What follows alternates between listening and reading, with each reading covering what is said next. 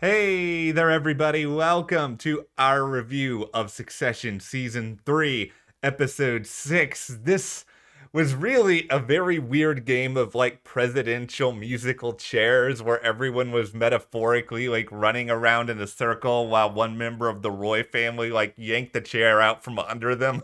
And Roman had a big win tonight. He had a couple wins tonight. This was really the Roman wins episode. And all season long, we've kind of seen the power shifting of who's getting the win with their dad throughout the whole season.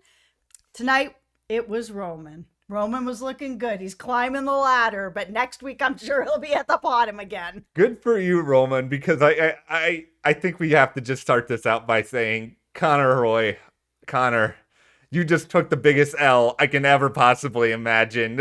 It's your own kid is in there being like, I want to be president. And you're looking at your own kid and being like, no. And that is just what makes... Yeah, Greg is willing to spoil his ballot. That's how much he doesn't want Connor. Connor batted 1,000 in this episode. You cannot tell me otherwise, but we will get into all of this, a whole lot more. But first, hit that subscribe button because every week we are here. We're talking about Succession, getting into some of the highs, the lows, the craziness, and we've also discussed here at a very busy day. Oh, yeah. Dexter New Blood, the premiere of Power Book 2 Ghost. You gotta love Sunday content right now. There is so much good content on the weekends. It is fantastic, and we are covering a lot of it here. So yeah, hit that subscribe button. Okay, well, let's start with Roman because you're so happy for Roman right now, and we don't... He was doing really well in this episode, of course, except for the fact that he found out that his mom is getting married. None of the children knew. They don't even know who this person is. That was an L. He took an L on that. However, his choice of the horse that he wanted to back of who should be the president, Logan listened to that. Here is where I'm really divided with some of this, in that I am happy for Roman that he got a win. I think the Roman stuff, like the scene with Roman and Mencken, was so weird and yet fascinating. Whatever that dynamic was, it's probably one of my favorite scenes of this whole episode. They're both weird dudes. I'm not like I'm the Roman fan because Roman is great. He's such a nice guy, but he's a fascinating guy. He's a very fascinating guy, and this Mencken dude, he's got some quirks, I guess we could put it that way, but Mencken sucks. That's the ultimate problem here. Even if Shiv, of all people, is being like, whoa, this guy sucks. No, and she's not the greatest person either. But yeah, if Shiv is saying that Mencken is a problem, that's something, man. Mencken, she doesn't even want to be in the picture with Mencken because she knows down the road Mencken's probably going to do something terrible, and then for the rest of her life, somebody's going to put this picture of her in a photo with him up on social media, and she'll have to deal with that. One of the things that I really enjoyed about this episode was that I know we have a lot of really grand episodes where they're on yachts and wherever, and we did have where they were all in this grand ballroom type thing. Yeah. But most of the scenes in this episode were very intimate. A lot of it took place up in, the presidential suite where we had Logan and the family talking to people and bringing him a Coke, which was a very slick move. But there was a lot more intimacy in this episode, especially with Kendall and Tom, which is something that we've been talking about here at the channel for the past few weeks. I've been thinking that Tom is going to end up flipping and going over to Kendall. He's been getting ready for prison. They made it very clear in this episode that we had this idea that they had to have Kendall go to prison. It had to be somebody big, but it was cleared up in this episode. Tom's the guy, and he's going to be going. And with the way that they're kind of treating him, I mean, even Shiv is rolling her eyes, and I don't want to hear about it anymore. It was inevitable that this conversation with Tom and Kendall was going to happen. Tom, Last week, you made me get off of you by talking about Shiv's fertility in a way that was incredibly uncomfortable, and not sorry to even bring that. He did that again tonight. Yeah, it was bizarre. how you keep doing things to make me not like you, and then you do all these scenes that make me just feel sorry for you, and now I'm just emotionally conflicted about you again, Tom, because first of all, Tom ordering pretty much the entire menu at that diner was like such a mood, and like I would love to eat with him because I just feel like he's never gonna make me feel guilty about any of the food that I am eating. But it's also at the same time, he's probably doing all of this so that he can have his proverbial last meal before he goes to prison. Yeah, even him having that one-on-one with Greg at the crappy diner where he got the worst food so Yeah. he can like toughen himself up and get ready for this. I really felt for Tom. There was a moment that I thought Kendall had him, that Tom was ready to go. Even at the very end of this scene where Tom says, "Listen, I've seen you take a lot of L's, and Yeah. I've never seen Logan take an L not once." If Kendall had just left that alone and didn't turn around and take a picture of him, which made it really bad, Yeah. where all of a sudden it's like, oh, well, that trust and goodwill is broken now. If he hadn't done that, I think if Tom went back to that meeting and got that look that Shiv gave him, where she was almost like, just felt sorry for him and just not interested in him, I think that would have been enough for him to turn around and be Team Kendall. Like, I think that would have been it. Okay, Kendall, this is why you take all the L's and why Logan continues to outmaneuver you despite being a curmudgeon and just a horrible human being, is that I think Logan at least realizes when to leave things alone. And I think Kendall, he thinks he has to be the puppet master of everything. He thinks he has to be, running the show or pulling the strings or over manipulating or like he gets rid of Lisa in this episode seemingly just because of the fact that not everything went note for note the way that he wanted. And I think because he felt like he needed to have the last word, or like the one last, here you go, get on board my puppet strings here, buddy, with Tom. Now Tom all of a sudden is like, okay, how is this guy better who's taking a weird picture of me in a parking lot to use his leverage? Yeah, it's Kendall has like this good execution where he Yeah. starts out really strong. He has these great points, and then he just screws it up at the end by doing something really impulsive. And it's sort of a lot of the family members have this issue. Roman has it as well, where he will give a great idea like he did tonight. He did better tonight than normal, Yeah. but he will give a really good idea. He's a very smart guy. He will put out this well thought out idea, and he will end it with, I don't know, if you want, I don't care, it doesn't matter, whatever. And then he'll just torpedo his own idea by hiding the confidence that he had behind the idea in the first place. Where Kendall will do the same thing. He'll have Yeah. this great idea, execute it well, and if he gets a little bit of tinge where things might not be going the way he wants, he will just torpedo it with a picture of blackmail. Yeah, it's because Kendall, you don't know how to act. Like, you don't know how to be a normal human Yeah, being. you just have to let it breathe for a minute, Kendall. Let it sit with Tom. This may be a little bit of an aside, but I want to throw this out there for us and for the commenters. Have you ever seen a bad scene at a diner in any TV show or movie? Because it's just like thinking all this through. Like, we had some really great stuff on like Raising Kanan this summer. It's like a really good Community episode set at a diner. Like, Yeah, same with even NCIS, or any of you Yeah. are there watching that. Probably not if you're watching the show, but I mean, we like NCIS as well, and a lot of good diner stuff in there Yeah. too. like all the stuff in the diner, I was all in, and I needed this stuff because to me this was probably the most uneven episode of the season, in that I loved a lot of the Tom stuff. I loved some of the musical chair stuff, as I coined it earlier, but I felt like this episode did drag a little bit in the middle, and I think a lot of that is just I like Succession a lot when it's dealing with like the business part of things, as opposed to watching all these just like smarmy political types just like wander around and peacock around the room and act like they were all so cool and so big.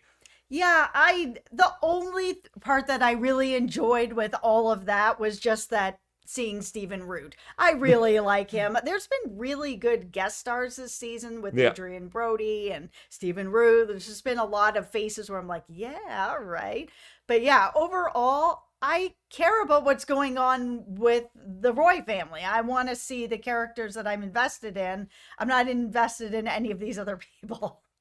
And I think a lot of it just kind of stems from this idea that we can all sort of picture in our head the political landscape being obnoxious and over the top. So it's harder, I think, to surprise us. Even them doing the Greg suing Greenpeace chant with like him crowd surfing, it's like, I've probably heard of crazier things than that happening at actual political conferences. So that couldn't really lean me over. That didn't even shock me.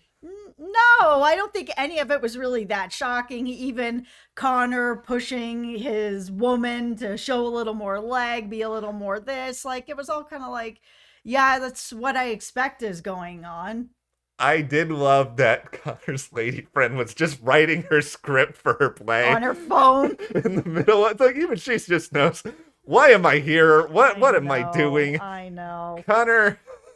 Okay, Connor, it's time to have the Connor conversation here because Yeah.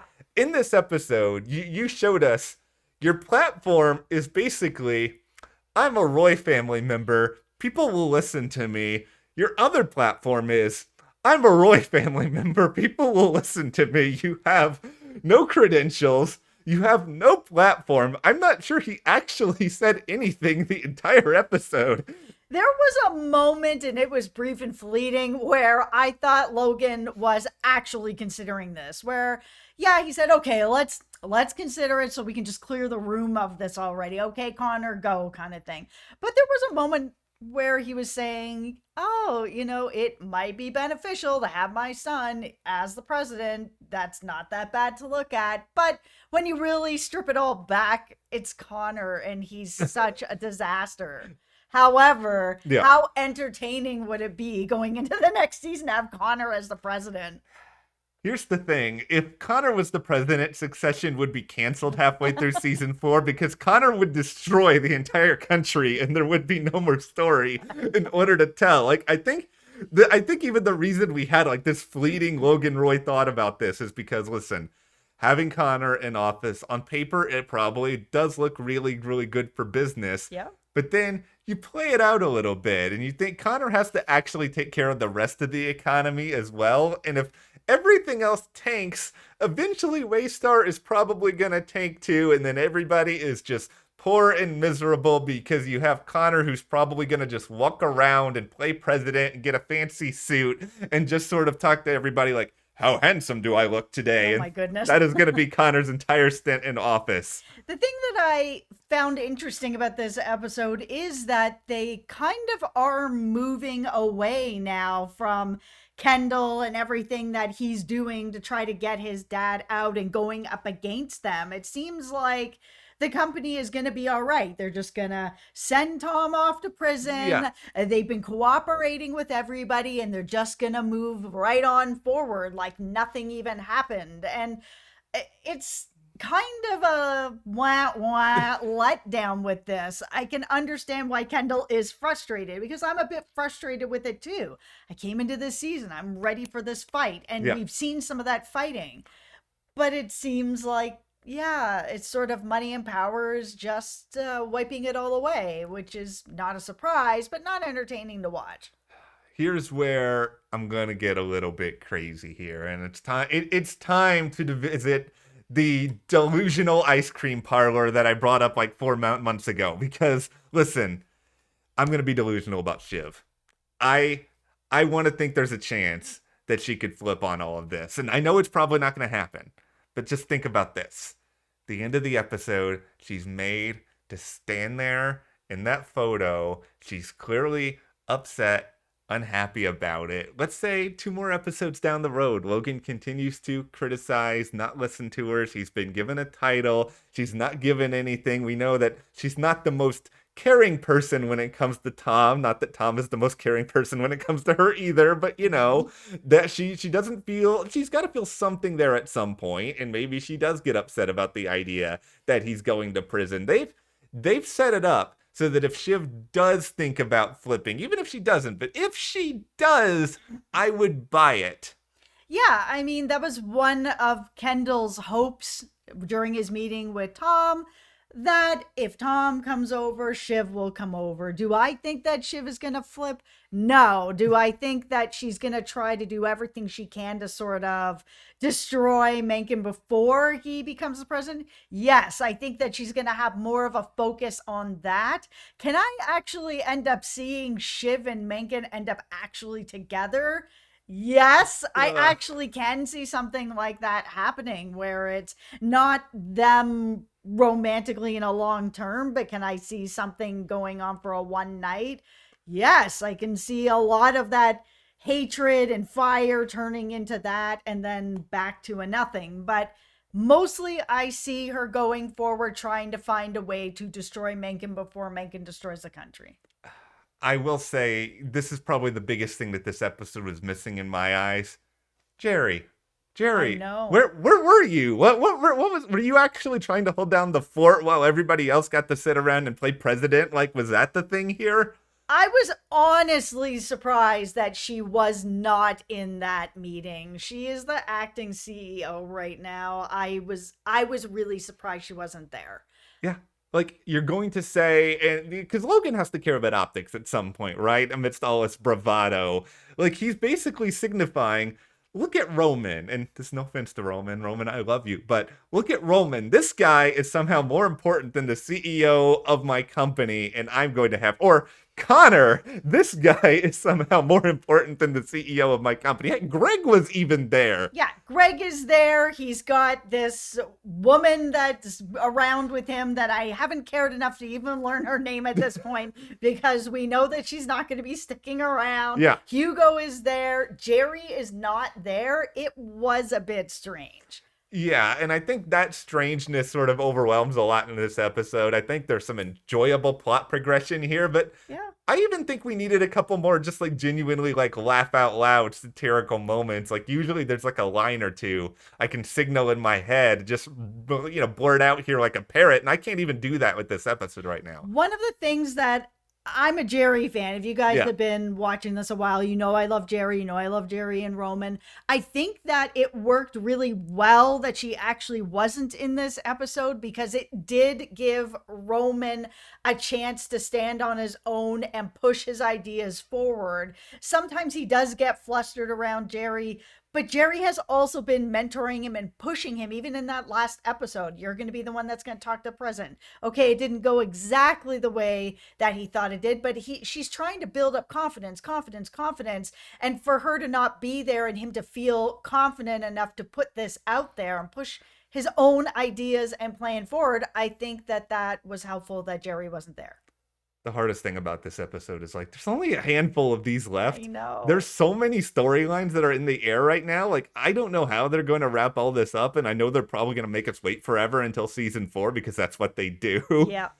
But okay, let's just turn this over to you guys. What did you think about this episode? Do you think that Kendall totally blew it with Tom and that he had because I do believe a lot of what you were saying. I think he had him. I think he had him. I think he had him as long as Tom went back and Shiv gave him that look or just something happened to confirm to him that it's time to go. I think he could have had him. Here's what you did, Kendall. You had the football and you were running to the end zone to score the touchdown, but then, like 5 yards away, threw it to the other team for no reason. He threw it to the other. She started dancing along, throwing the ball. That's like you ruined your own chance because you got too. I don't know what it is, Kendall. You just sucked at this, but okay. He does not have patience. He does not have patience. No. All right. Well, give us your thoughts, your theories in the comments. Hit that subscribe button. Thank you guys so much for chatting Succession with us, for hanging out with us, and we will see you here next time.